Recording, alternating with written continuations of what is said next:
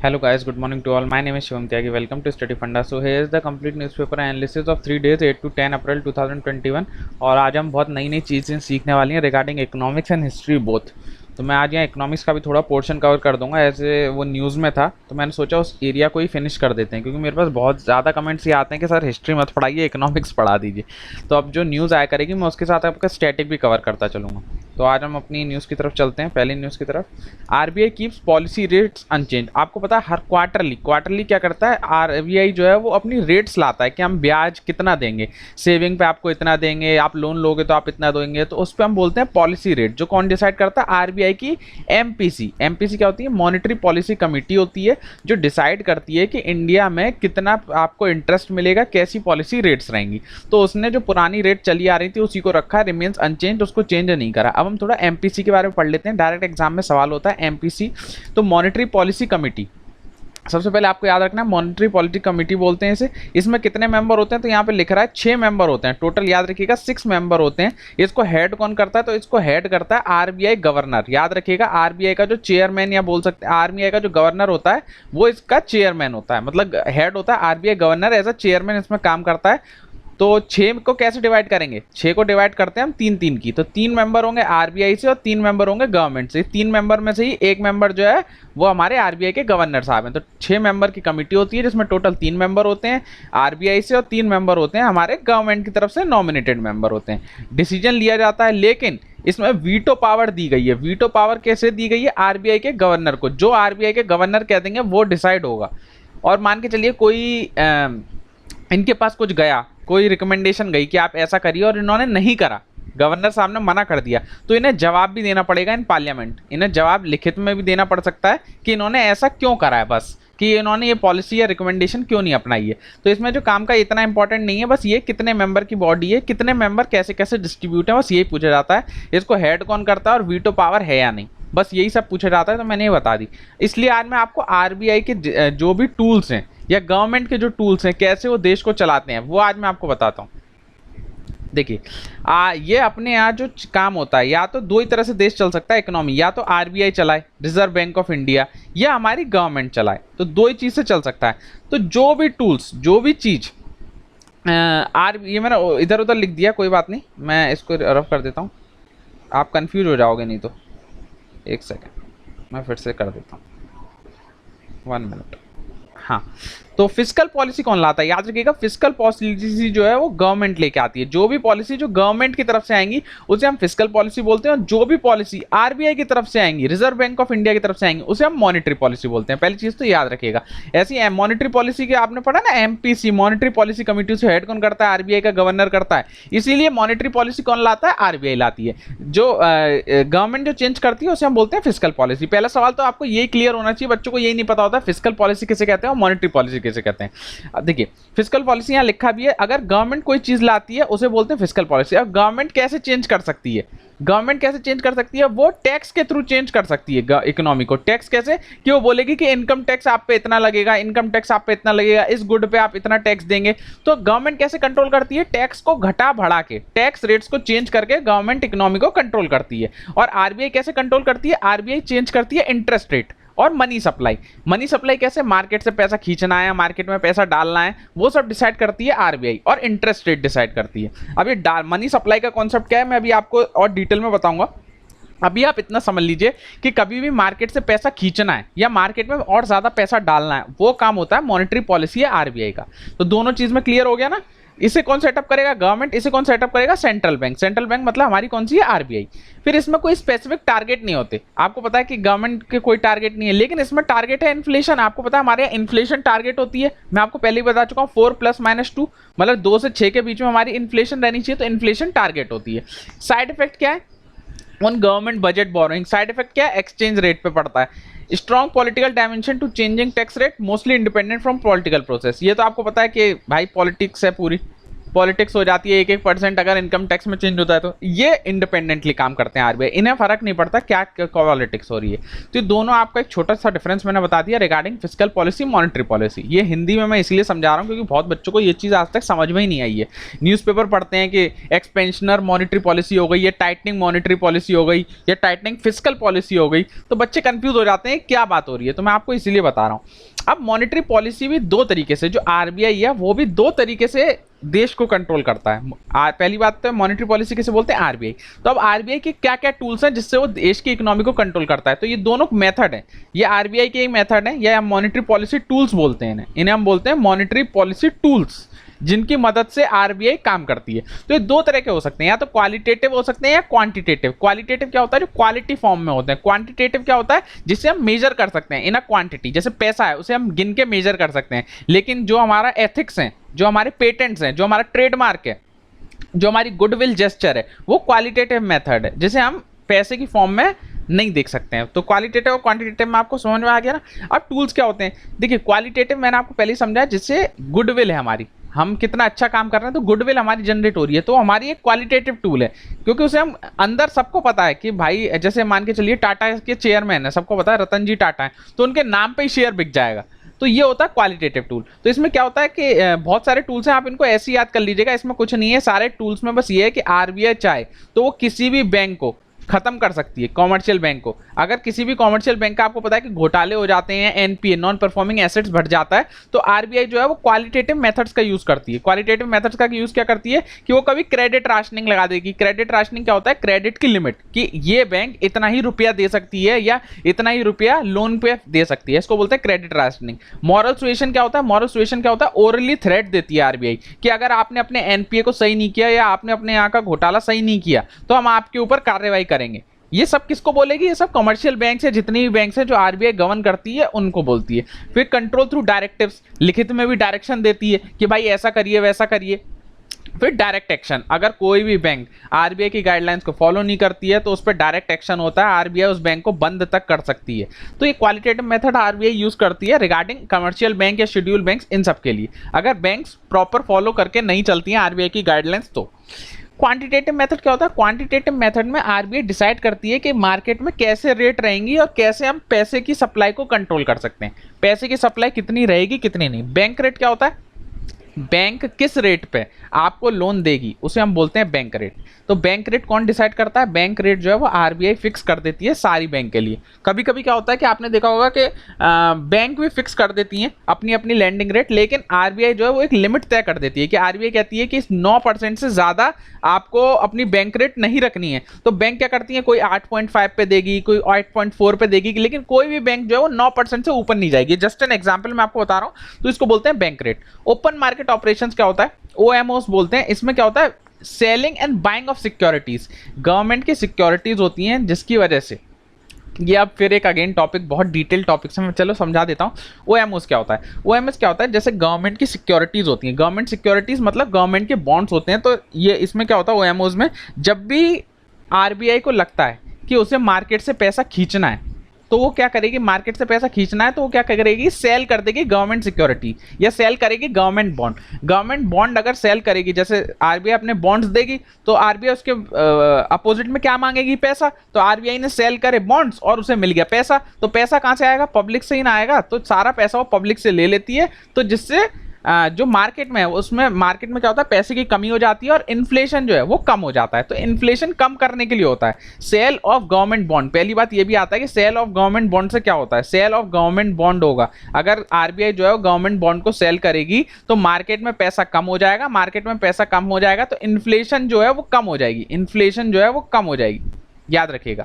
और बाई करती है अगर गवर्नमेंट बॉन्ड, अगर सरकार क्या कहती है कि जितना भी पब्लिक के पास बॉन्ड्स हैं उन सबको खरीद लो, तो गवर्नमेंट आरबीआई क्या कहेगी बैंक्स को कि आप अपने सारे बॉन्ड्स खरीद लीजिए, तो पब्लिक क्या करेगी, अपने सारे बॉन्ड्स जो हैं वो क्या कहते हैं बैंक्स को वापस कर देगी। तो बैंक्स उसके अपोजिट में उन्हें क्या दे देंगे, पैसा दे देंगे। तो ये होता है ओएमओस। ओएमओस यही करती है, buying and selling of securities by RBI, ताकि मार्केट में पैसा घटाना या बढ़ाना है डिसाइड कर सके। सिंपल रूल याद रखिएगा, अगर मार्केट से पैसा खींचना है तो उसे गवर्नमेंट सिक्योरिटीज को बेचना पड़ेगा, और अगर मार्केट में पैसा डालना है और ज़्यादा, तो गवर्नमेंट सिक्योरिटीज वो और ऊपर कर लेगी। तो ये छोटी सी चीज़ थी जो ओएमओस थी। नहीं समझ में आया आप कमेंट सेक्शन में बताइएगा, मैं फिर एक एग्जांपल के थ्रू और आपको समझाने की कोशिश करूंगा। अब ये सीआरआर क्या होता है, एसएलआर क्या होता है, एलएएफ क्या होता है, एमएसएफ क्या होता है, शॉर्ट फॉर्म है सबकी। Cash reserve ratio, statutory liquidity ratio, liquidity adjustment facility और मार्जिनल स्टैंडिंग फैसिलिटी। तो ये चार चीज़ें। तो मैं चारों के बारे में आपको डिफरेंस जरूर बताना चाहूंगा, क्योंकि कभी कभी इनका डिफरेंस ज्यादा पूछा जाता है, आपको एक नहीं पूछते, तो मैं आपको डिफरेंस समझाऊंगा। आज मैं पूरा आपको आरबीआई एक एक चीज समझा दूंगा, आरबीआई और गवर्नमेंट कैसे रन करती है देश को। देखिए ये छोटा डिफरेंस है सीआरआर एसएलआर। आप एक तो पेशेंस रख के बैठिएगा, बहुत इंपॉर्टेंट टॉपिक जो मैं आपको पढ़ा रहा हूँ, आप गूगल कर लीजिए, यूट्यूब पर देख लीजिए, कोई ऐसा नहीं पढ़ा पा रहा हो। मैं आपको एक एक डिटेल में बताने की कोशिश कर रहा हूँ, यूपीएससी लेवल का ही बता रहा हूँ। देखिए सीआरआर क्या होता है, कैश रिजर्व रेशियो। जैसे आपको नाम से समझ में आ रहा है कैश रिजर्व रेशियो। तो बैंक्स क्या करती हैं कि अपने पास कुछ पैसा को रिजर्व कर लेती हैं, कैश रिजर्व रेशियो, कैश को रिजर्व के फॉर्म में रखती हैं।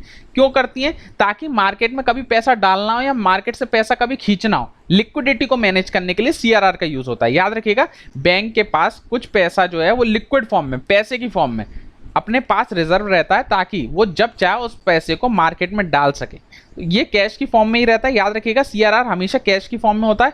ये maintain with RBI. RBI norms कह देती है कि इतने % का सीआरआर होना ही होना चाहिए, तो आरबीआई इसको मेंटेन करती है, जिससे लिक्विडिटी कंट्रोल हो जाती है। और सबसे इंपॉर्टेंट ये लास्ट वाला पॉइंट है कि सीआरआर जो कैश रिजर्व रेशियो, आपको पता है बैंक में पैसा ऐसे ही पड़ा है, उस पर कोई भी ब्याज नहीं मिलता है। जो कैश रिजर्व रेशियो में पैसा पड़ा होता है, ना उस पर आरबीआई ब्याज देती है, ना उस पर बैंक ब्याज देती है। मतलब बैंक का ही पैसा है, वो बैंक में रखा हुआ है, लेकिन उस पर कोई ब्याज नहीं मिलेगा। वो पैसा बेफालतू में रखा हुआ है। बेफालतू नहीं कह सकते, मतलब कभी जरूरत होगी तो वो यूज कर सकते हैं, लेकिन मैक्सिमम टाइम हमने देखा है कि उस पैसे का कभी यूज ही नहीं हो पाता है, ना उस पर हम ब्याज ले पाते हैं। तो याद रखिएगा, लास्ट पॉइंट बहुत इंपॉर्टेंट है कि सीआरआर पे हमें कोई ब्याज नहीं मिलता है।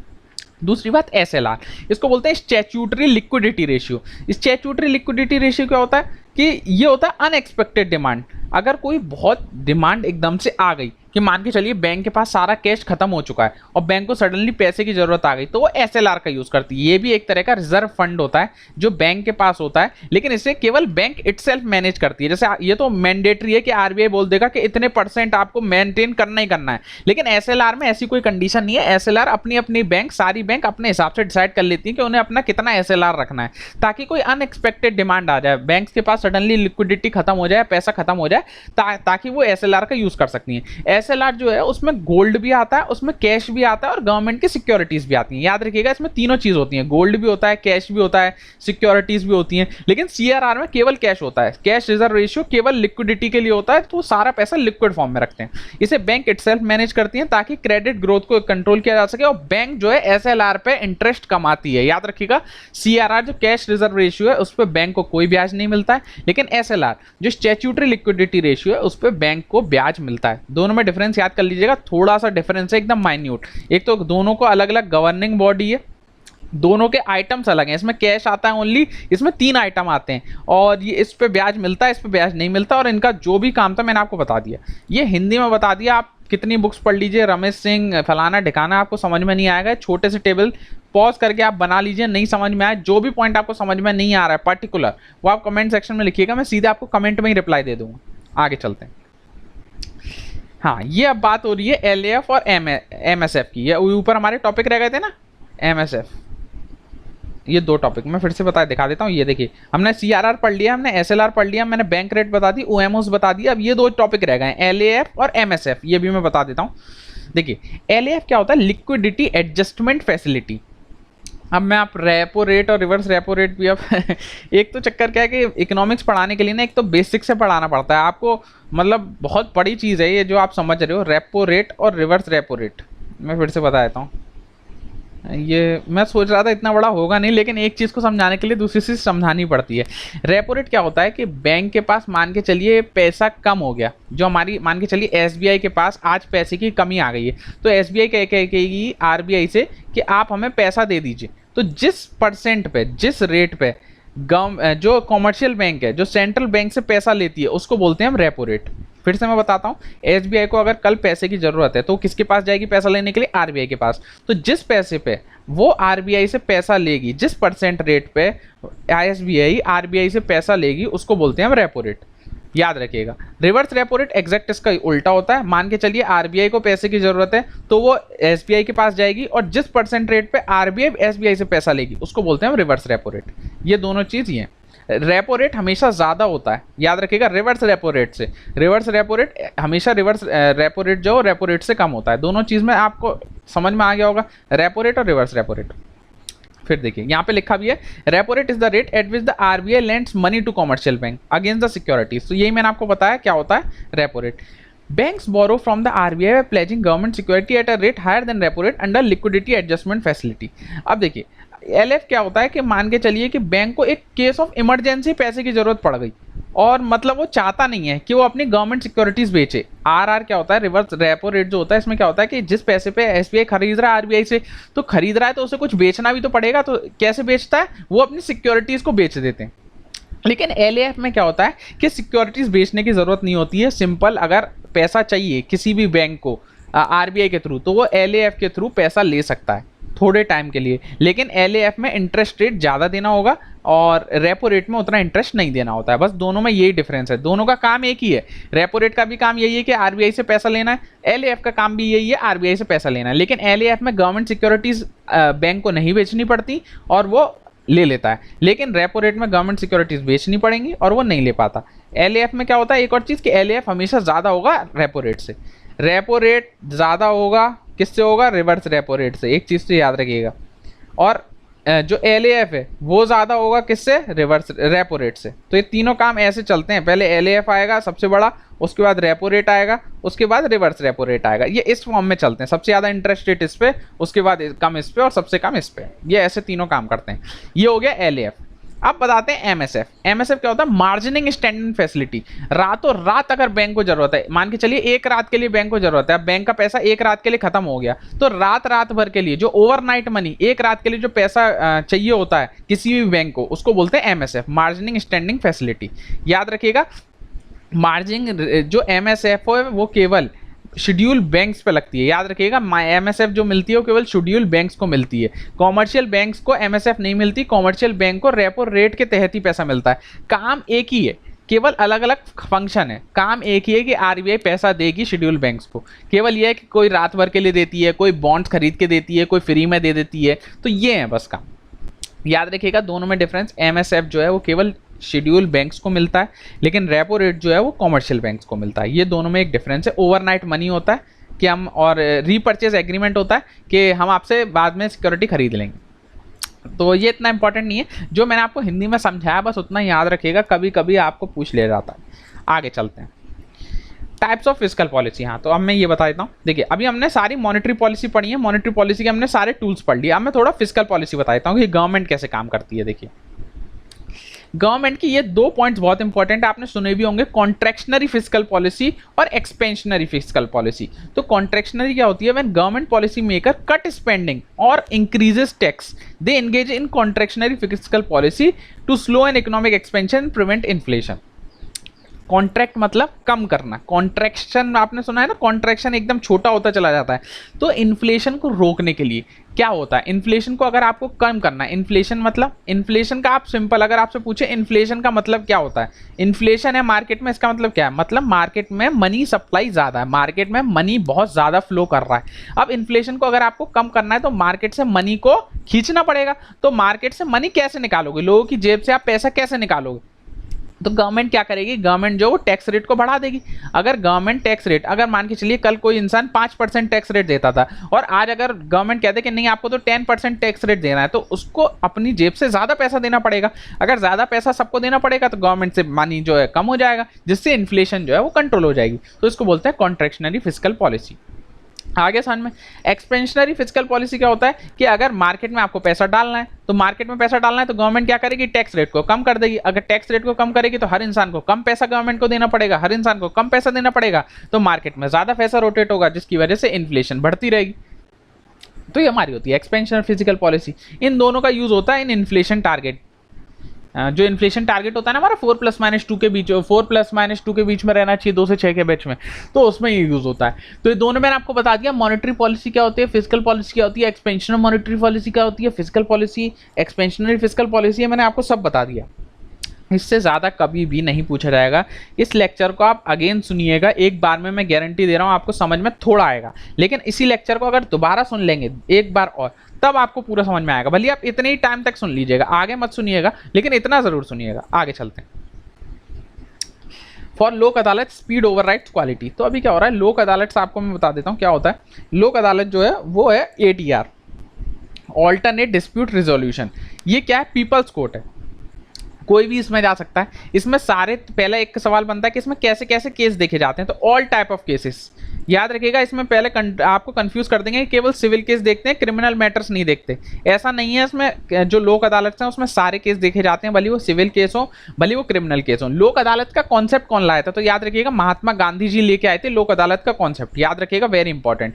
इसमें क्या होता है, और इसको एडवाइस, सबसे पहले जो आइडिया था लोक अदालत का वो किस एडवोकेट ने बोला था, तो याद रखिएगा PN भगवती। ये ऑलरेडी सिविल सर्विस का बहुत पुराना सवाल है, बहुत पुराना सवाल है सिविल सर्विस का, करीबन 2011 या 12 का सवाल है। ये पूछा था PN भगवती, पहले ऐसे सवाल आते थे, अब नहीं आते। और ये लोक अदालत का एक्ट है, लेकिन नेशनल लीगल सर्विस अथॉरिटी 1987 का एक्ट है, जिसके तहत लोक अदालत का गठन हुआ है। लोक अदालत में कोई फीस नहीं लगती, नो फीस, याद रखिएगा, नो फीस। और ना ही इसमें किसी की वो होती है हियरिंग, मतलब कोई फीस नहीं लगती, नो हियरिंग, मतलब किसी को पेश होने की ज़रूरत नहीं है, अपने आप काम हो जाता है। और इसका डिसीजन जो है वो फाइनल है, अगर कोई पार्टी उसके लिए एग्री हो जाती है तो डिसीजन फाइनल है, कहीं अपील नहीं कर सकती हो। और इससे और ज़्यादा नहीं पूछा जाएगा। एक नेशनल लेवल पे होती है, एक डिस्ट्रिक्ट लेवल पे होती है, एक तालुक लेवल पे होती है, तो ये सारी हमारी लोक अदालत होती हैं। देखिए स्टैट्यूटरी एक्ट मैंने आपको बता दिया, इस एक्ट के थ्रू बनी है 1987। इसका मेंशन जो है वो आर्टिकल 39 में भी है, जो हमारा DPSP है, याद रखिएगा। और ये डील केस करती है, सिविल केस क्रिमिनल कैसे भी हो, कोई कोर्ट फीस नहीं लगती, डिसीजन जो है वो बाइंडिंग होती है। पहली लोक अदालत गुजरात में बनी थी। तो छोटे से पॉइंट है, मैंने आपको छोटा सा समझा दिया, इसमें कुछ फैक्चुअल ही है, सब याद करने वाली चीज़, कुछ समझाने वाली नहीं है, आप वीडियो पॉज करके पढ़ सकते हैं। आगे चलते हैं। Incentive for solar energy sector. तो अब इंसेंटिव देगी सरकार, जो भी सोलर एनर्जी में काम होगा। इसमें दो चीज की जिक्र हो रही है, याद रखिएगा, व्हाइट गुड्स का जिक्र हुआ है। तो व्हाइट गुड्स क्या होते हैं, इसमें दो चीजें व्हाइट गुड, AC और LED। याद रखिएगा, AC और LED जो है वो व्हाइट गुड्स के अंदर आते हैं, वेरी वेरी इंपॉर्टेंट। तो इसमें एक स्कीम का नाम है PLI स्कीम, मैं छोटा सा बताता हूँ, performance linked incentive scheme. Performance linked, याद रखिएगा, कोई भी मैन्युफैक्चरिंग अगर कंपनी है वो कुछ बनाती है और अगर उस पर PLI स्कीम लागू हो जाती है, तो गवर्नमेंट कहती है कि आप इतना मुझे अच्छा परफॉर्मेंस दे दीजिए, आप इतनी प्रोडक्शन कर दीजिए, तो आपको थोड़ा हम इंसेंटिव दे देंगे। ये PLI स्कीम में जो इंसेंटिव मिलता है वो 4 से 6% का मिलता है, कि हम आपको इतना फायदा दे देंगे, और ये 5 साल के लिए मिलता है, याद रखिएगा। तो अब ये गवर्नमेंट सेक्टर जो इंसेंटिव देना चाह रही है सोलर एनर्जी को, क्योंकि गवर्नमेंट कह रही है कि ज़्यादा से ज़्यादा आप PV सेल्स बनाओ या सोलर एनर्जी की तरफ मूव करेंगी जो कंपनियां, हम उनको PLI स्कीम के तहत इंसेंटिव देंगे। परफॉर्मेंस लिंक्ड इंसेंटिव स्कीम बोलते हैं। ये छोटा सा है, not that important for exam, बस न्यूज़ में था इसलिए मैंने बता दिया। आगे चलते हैं। ASI will survey mosque order code, not that important. एक ASI ने सर्वे करा था किसी मॉस्क का, काशी विश्वनाथ के आसपास थी।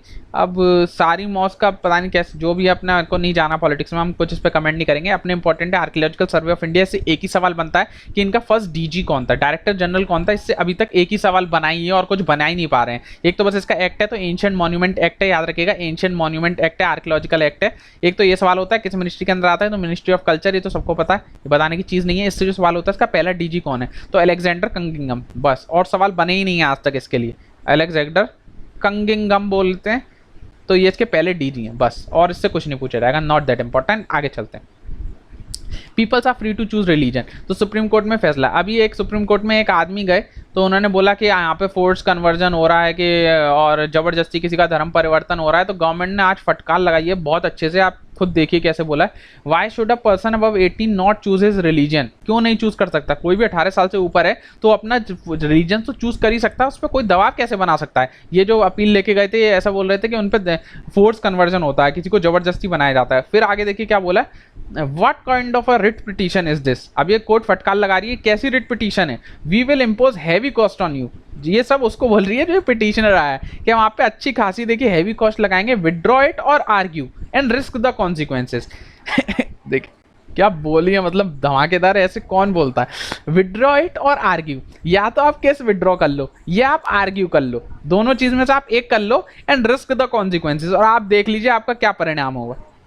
तो ये एक जस्टिस नरीमन जी हैं, उन्होंने पिटिशनर को बोला, पिटिशनर थे अश्वनी कुमार उपाध्याय साहब, इनको ऐसे बोला है और सही भी है। मेरे को क्यों लगा सही, क्योंकि कोर्ट जो है वो ड्यू प्रोसेस पे काम करती है, नेचुरल लॉ पे काम करती है। उसका सिंपल काम है, जो लॉ में मेंशन है उस पर आप कैसे लेके जा सकते हो। लॉ में हमारे क्लियरली मेंशन है अंडर आर्टिकल 25, जो कि हमारे एक फंडामेंटल राइट है, वो सबको, अभिभावक को, किसी भी आदमी को अपना reason, profess, practice and propagate, याद रखिएगा तीनों वर्ड। प्रोफेस, अपने रिलीजन में जो भी आप करना चाहें वो कर सकते हैं, प्रैक्टिस जैसे चाहें वैसे कर सकते हैं, और प्रोपोगेट, आप अपने रिलीजन को फैला सकते हैं, तीनों चीज़। तो आप किसी पे जोर जबरदस्ती नहीं कर सकते हैं। तो हर इंसान को जो 18 साल से ऊपर है उसको आज़ादी है कि वो कोई भी रिलीजन फॉलो कर सकता है। तो ये ऐसा डिसीजन आया था, आपके लिए इंपॉर्टेंट है आर्टिकल 25, प्लीज़ रीड एंड इसमें डिटेल पढ़िएगा, very very important. Religious faith is a part of the fundamental right to privacy, ये भी एक इंपॉर्टेंट चीज़ है। जो रिलीजियस फेथ है वो प्राइवेसी का पार्ट है, कोई किसी का ये नहीं बोल सकता कि तुम फोर्स कन्वर्जन कर रहे हो। अगर कल चाहो मेरे को अपना रिलीजन अगर चेंज करना है तो कोई दूसरा आदमी आके मेरे को नहीं बताएगा कि तुम्हें कोई दबाव बना रहा है इसीलिए तुम अपना रिलीजन चेंज करना चाह रहे हो। तो ये तो भाई मेरी प्राइवेसी है, मैं जिस रिलीजन को फॉलो करना चाहूँ तो मेरी प्राइवेसी है, कोई तीसरा आदमी मुझे थोड़ी बताएगा कि तुम जबरदस्ती कर रहे हो या तुम नहीं करना चाहिए। तो ये ऐसा कोर्ट बोला है, अच्छा डिसीजन है, आई रिस्पेक्ट इट। आगे चलते हैं। India protest US naval exercise. तो अभी क्या हुआ, यूएस की एक शिप थी जिसका नाम है जॉन पॉल जॉन्स, ये करके यूएस की शिप थी। तो ये अभी क्या है, इंडिया के लक्षद्वीप में घुसाई, और ये ऐसा बोल रहे हैं कि हम जो अपनी यूएस जो नेवल एक्सरसाइज कर रहा है। तो इंडिया वालों ने अच्छी खासी फटकार लगाई है। क्यों लगाई है, क्योंकि इंडिया के ईईजेड में घुसाया। ईईजेड क्या होता है, मैं फिर से आपको बताता हूँ। यूएन क्लॉज, यूएन की convention law of sea bed treaty थी, इसमें ये डिसाइड हुआ था कि ये तीन चीज बनाई गई थी, टेरिटोरियल वाटर, कॉन्टिग्यूअस जोन और ईईजेड। टेरिटोरियल वाटर का होता है जो हमारी लैंड है, लैंड से 12 किलोमीटर 12 नॉटिकल माइल्स तक टेरिटोरियल सी होता है। फिर लैंड से 24 नॉटिकल माइल्स तक हमारा कॉन्टिग्यूअस जोन होता है, और यहां से यहां तक 200 नॉटिकल माइल्स तक हमारा ईईजेड होता है। तो अगर कोई भी विदेशी शिप अगर 200 नॉटिकल माइल्स गांव अंदर से 200 नॉटिकल माइल्स के अंदर आएगी तो उसे इंडिया की परमिशन लेनी पड़ेगी। कोई भी फॉरेन शिप अगर इंडिया के 200 नॉटिकल माइल्स की टेरिटरी में एंट्री करेगी तो उसे इंडिया की परमिशन लेनी पड़ेगी, भले कोई भी रीजन हो, भले वो घूमने ही आए हो तब भी।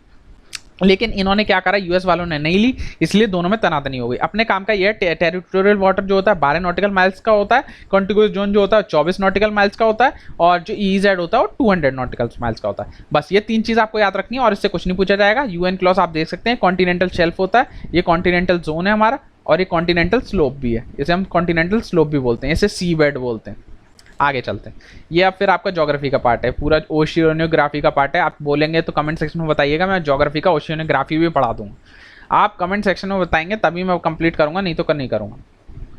ESI notice to Mamata for comments on central forces. तो अभी आपको पता है बंगाल में इलेक्शन चल रहे हैं, तो ममता बनर्जी ने ऑल बोल दिया है कुछ सीआरपीएफ को, लेकिन बहुत गलत बोला है। सीआरपीएफ जो है वो एक सेंट्रल रिजर्व पुलिस फोर्स है, वो किसी भी पार्टी के तहत काम नहीं करती, वो इंडिविजुअल लोग हैं। उनके ऊपर अगर आप ये ऐसे कमेंट्स करेंगे कि वो बीजेपी के लिए काम कर रहा है, किसी के लिए काम कर रहा है, तो बहुत गलत चीज़ है भाई। कहीं का भी इलेक्शन होता है तो सीआरपीएफ बीएसएफ दिन रात मेहनत करके वहाँ जाती है, आपके लिए खड़ी रहती है 24 घंटे, आपको बचाती है। अगर इन पर कल कोई हमला कर दे, किसी भी पार्टी पे हमला कर दे, तो कौन आता है बचाने? सीआरपीएफ। सीआरपीएफ तो एक ऐसी रिजर्व फोर्स है और सबसे बड़ी रिजर्व फोर्स है, कहीं कुछ भी होता है तो बेचारे सीआरपीएफ वालों को भेज दिया जाता है। कहीं पे भी आपको देखिए एक्सट्रीम, भले जम्मू कश्मीर में कुछ इंसर्जेंसी होगी तो इनको भेज दिया जाता है। छत्तीसगढ़ में भी आपको पता ही है क्या हुआ है, हमारे एक सिपाही जो है वो तो कमांडो बच के आ गए। और कहीं पे भी साउथ में कुछ होगा तो इलेक्शन ड्यूटी होगी, तो कुछ कहीं अगर वीआईपी सिक्योरिटी कुछ नहीं मिल रहा है तो भी सीआरपीएफ को इंडल्ज कर देते हैं। तो आप ऐसे कैसे कर सकते हैं? तो वही क्या कहते हैं, इलेक्शन कमिश्नर ने इनसे जवाब माना है। इलेक्शन कमिश्नर जो आर्टिकल 324 के अंदर आता है, आपको ये याद होना चाहिए। एक इलेक्शन चीफ इलेक्शन कमिश्नर होता है और 2 इसके और इलेक्शन कमिश्नर होता है, तो टोटल 3 मेंबर होते हैं, याद रखिएगा। और इसमें बोला है मॉडल कोड ऑफ कंडक्ट का आपने वॉल्यूशन कर दिया। पहली बात है, मॉडल कोड ऑफ कंडक्ट जो है हमारे कॉन्स्टिट्यूशन में कहीं भी मेंशन नहीं है। सवाल ये बनता है तो ये किस में मेंशन है? तो रोपा 1951 में मेंशन है, रिप्रेजेंटेटिव पीपल एक्ट 1951 में इसका मेंशन है। लेकिन मॉडल कोड ऑफ कंडक्ट में क्या होता है, जो एक प्रोसीजर्स हैं कि आप ये कर सकते हो, आप ये नहीं कर सकते हो। मॉडल कोड ऑफ कंडक्ट कब कब लागू हो जाता है? तो जैसे ही Election Commission of India announce कर देती है डेट कि वोट जो है वो इस डेट को पढ़ेंगे, उसी दिन से मॉडल कोड ऑफ कंडक्ट लग जाता है। तो इन्होंने जो है ये गलत बोल दिया रिगार्डिंग सीआरपीएफ या जितनी हमारी सेंट्रल फोर्स हैं उनके लिए गलत बोला, इसीलिए अब इन पे इंक्वायरी बैठ गई है, अब इनसे जवाब माना गया है। आगे चलते हैं। Britain prince Philip passes away at 99। तो बस आपको इनका नाम याद रखना है क्योंकि ये 99 ईयर्स में, आपको पता है ब्रिटेन के फिलिप्स थे, जो किंग थे भाई, किंग ही थे। हाँ, तो याद रखिएगा प्रिंस फिलिप की अभी डेथ हो गई है 99। तो अभी पूछ सकता है रिसेंटली किस किंग की डेथ हुई है, तो रेस्ट इन पीस इनको, ब्रिटेन के प्रिंस फिलिप्स। बस इससे ज़्यादा और कुछ नहीं पूछा जाएगा। आगे चलते हैं। हाँ, ये हमारा हिस्ट्री वाला पोर्शन, हम जो अपनी सीरीज़ कंप्लीट कर रहे थे, मैं उनकी तरफ आगे बढ़ते हुए मैं अपना वादा पूरा निभाऊंगा, आपको डरने की जरूरत नहीं है। तो अभी हम क्या क्या पढ़ चुके हैं मैं रिवाइज करवा देता हूँ। रेगुलेटिंग एक्ट 1773 का पढ़ें, पिट्स इंडिया एक्ट हम 1784 का पढ़ें, और फिर रेगुलेटिंग एक्ट एक और आया था 1793 का आया था, फिर एक और एक्ट आया था जो 1713 का आया था। ये सब चार्टर एक्ट हैं, ये रेगुलेटिंग एक्ट है, ये पिट्स इंडिया एक्ट है, फिर ये चार्टर एक्ट हैं। और अभी हम जो पढ़ेंगे वो ये पढ़ेंगे क्या कहते हैं, चार्टर एक्ट ऑफ 1833 और चार्टर एक्ट ऑफ क्या कहते हैं, 1813 होगा, सॉरी, हाँ 1813। अब हम पढ़ेंगे 1833 आज पढ़ेंगे और 1853 आज पढ़ेंगे, दो हम चार्टर एक्ट कंप्लीट कर देंगे तो आपके सारे एक्ट कंप्लीट हो जाएंगे।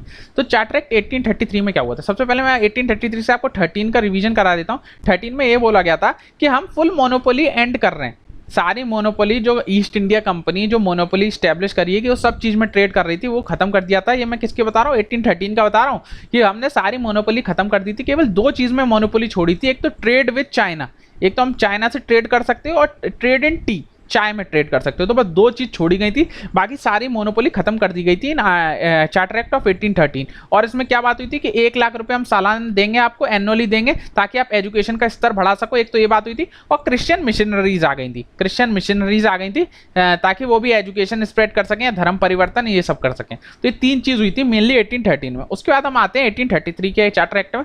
तो इसमें जो दो चीज के लिए भी जो एक्सेप्शन दिया था वो भी खत्म कर दिया, फुल मोनोपोली एंडेड, सारी मोनोपोली खत्म हो गई। एडमिनिस्ट्रेशन सेंट्रलाइज्ड हो गया, लेजिस्लेशन सेंट्रलाइज्ड हो गया। तो ये दो इंपॉर्टेंट सिमिलर हैं, एडमिनिस्ट्रेशन और लेजिस्लेशन जो वो सेंट्रलाइज्ड हो गया, मतलब सेंट्रल लेवल पे आ गया, सब चीज एक ही तरफ से कंट्रोल होने लगी, पूरा अच्छा बना दिया इन्होंने। फिर गवर्नर जनरल, पहले क्या चेंज हुआ था, पहले गवर्नर थे बंगाल के, पहले बोलते थे हम 1773 के एक्ट में हम बोलते थे गवर्नर ऑफ बंगाल, उसको चेंज करके इन्होंने चेंज कर दिया governor general of Bengal. Warren Hasting को बताया था ना, आपको पता होगा, वेरन हेस्टिंग को बनाया था गवर्नर जनरल ऑफ बंगाल 1773 के एक्ट में। अब इन्होंने 1833 के एक्ट में क्या करा, तो गवर्नर जनरल ऑफ बंगाल बोलते थे, इनको अब बोल दिया कि आप गवर्नर जनरल ऑफ बंगाल नहीं, अब आप गवर्नर जनरल ऑफ इंडिया बोले जाओगे। तो पहला गवर्नर जनरल ऑफ इंडिया कौन बना था, विलियम बेंटिक, याद रखिएगा विलियम बेंटिक, ये एक सवाल होता है, पहला गवर्नर जनरल ऑफ इंडिया कौन था, तो विलियम बेंटिक थे, इस एक्ट के थ्रू ही हुआ था। फिर आपको पता है तीन हमारी मेन गवर्नर जनरल कहाँ कहाँ के थे, आपको सबको पता है, एक बंगाल के थे, एक मुंबई के थे या बॉम्बे जिसे बोलते हैं, बॉम्बे लिख लीजिए आप, बॉम्बे लिख लीजिए, और एक थे मद्रास। ये तीन तरफ के थे। तो सबसे ज़्यादा पावर जो थी वो बंगाल के गवर्नर जनरल के पास थी। तो यही ये भी चीज़ यहाँ पे भी है। तो गवर्नर जनरल जो थे बॉम्बे और मद्रास के, वो केवल सजेस्ट कर सकते थे मैटर्स को। अब भी ज़्यादा पावर जो है वो गवर्नर जो बंगाल का उसी के पास है, इनके पास नहीं है, दोनों के पास अभी तक आई नहीं है, आप याद रखिएगा। फिर 3+1+1, आपको पता है सबसे पहले 1773 में कितने मेंबर थे, 4+1 एग्जीक्यूटिव काउंसिल, मतलब एक गवर्नर जनरल होगा, 4 और मेंबर होंगे। 1784 में क्या हुआ, 3+1, ये मैं आगे आपको समझा देता हूँ। तो इस एक्ट में क्या हुआ, 3+1+1, मतलब इतने मेंबर तो हैं, 3+1 तो चले आ रहे हैं। इस 1813 एक्ट में भी यही था कि गवर्नर जनरल जो एग्जीक्यूटिव काउंसिल है उसमें 3+1 मेंबर्स होंगे। लेकिन इसमें एक मेंबर और ऐड हो गया जो कि लॉ मिनिस्टर। सबसे पहली बात होती है, पहला लॉ मिनिस्टर कौन था, तो मकौले, मकौले याद रखिएगा, इसी एक्ट के थ्रू आया था, लॉ मेंबर बन के आ गया था। मतलब ये चार टोटल 5 मेंबर ही हो गए थे। Macaulay expert in Indians law, और लॉ कमीशन स्टैब्लिश करा था मकौले ने, याद रखिएगा मकौले, इसी ने सीआरपीसी आईपीसी सबका गठन करा है, यही पहला लॉ कमीशन भी लेके आए थे, और इस एक्ट के थ्रू ये मेंबर में ऐड हो गए थे। फिर सर्विस जॉब खोल दी गई थी इररिस्पेक्टिव एनीथिंग। पहले क्या था कि शक्ल देख के भेदभाव के हिसाब से सबको जॉब्स नहीं मिलती थी, लेकिन इस एक्ट में ये बोला गया कि हम सर्विस और जॉब्स सबको इक्वली ओपन कर देते हैं। ब्रिटिश ने और एक स्टेप्स लिए थे ताकि हम कंडीशन सही कर सकें स्लेव्स की। जो स्लेव्स रहते थे, आपको पता है हमारे यहाँ स्लेव्स प्रथा चली आ रही थी, तो उसकी कंडीशन चेंज करने के लिए भी ब्रिटिश ने बहुत अच्छे स्टेप्स लिए थे। ऐसा नहीं है कि ब्रिटिश हमेशा गलत ही काम करते थे, उन्होंने बहुत चीज़ें सही भी करी हैं। सती, वो विडो रीमैरिज, चाइल्ड इन्फेंटिसाइड, बहुत कुछ है, स्लेव्स और ब्राइबरी, इन सब पे बहुत है। तो ये हम आगे पढ़ेंगे, पूरा आपको अब तो मेरे को कवर ही कराना है। तो स्लेव्स की कंडीशन, बस इतने ही पॉइंट से सवाल आएगा, इससे ज़्यादा नहीं आएगा। जितना मैं समझा रहा हूँ इसी को नोट करते जाइए, और कुछ करने की जरूरत नहीं है। आगे चलते हैं। चार्टर एक्ट ऑफ 1853, इसमें मेनली 4 काम हुए हैं, याद रखिएगा। सबसे पहले COD reduce from 24 to 18। COD क्या है, चीफ ऑफ डायरेक्टर्स, जो हम ऊपर पढ़े थे, आपको पता है ना 1773 में 24 डायरेक्टर आए थे, जिसमें 24 डायरेक्टर बन के आए थे 1773 के रेगुलेटिंग एक्ट में। जो बच्चे नहीं समझ पा रहे हैं मैं 1773 की बात क्या कर रहा हूँ, तो प्रीवियस वीडियो जाके देखिए, मैंने बाकी के सारे एक्ट समझाए हुए हैं। तो 1773 में बोला गया था कि 24 सीओडीज होंगे, लेकिन इस एक्ट में क्या कहा कि सीओडी 24 से घटा के हम 18 कर देते हैं। चलो कोई बात नहीं, कर दो। Open competition for ICS, civil service का ओपन कंपटीशन कर दिया था। पहले टर्म्स एंड कंडीशन थी कि सब बच्चे आईसीएस का एग्जाम नहीं दे सकते, लेकिन इसमें सबके लिए खोल दिया गया। फिर separate legislative and executive function, जो पहले क्या था, लेजिस्लेटिव और एग्जीक्यूटिव के फंक्शन मिक्स थे, एक ही काम दोनों काम कर देता था, तो इस एक्ट में अलग हो गया। सबसे इंपॉर्टेंट पॉइंट है कि किस एक्ट में सेपरेट किया था लेजिस्लेटिव और एग्जीक्यूटिव फंक्शन को। फिर law member become full member plus 6 additional member. अभी हम ऊपर के एक्ट में क्या देख के आए हैं, ऊपर का एक्ट कैसा था, 3+1+1। 3+1 तो मेंबर थे एग्जीक्यूटिव काउंसिल के, मतलब एक उसका गवर्नर जनरल ऑफ इंडिया था, 3 उसके मेंबर थे, और एक इसमें लॉ मेंबर हो गया था। तो इस एक्ट में क्या हुआ 1853 के एक्ट में कि जो एक मेंबर था इसको तो इसका परमानेंट मेंबर बना दिया गया। तो कितने हो गए टोटल, 4+1, मतलब एक तो गवर्नर जनरल हो गया, एक लॉ मेंबर 3 में जोड़ा तो 4 हो गया, प्लस 6 और मेंबर जोड़ दिए गए। तो इस पूरे को इन्होंने बोल दिया गवर्नर जनरल लेजिस्लेटिव काउंसिल।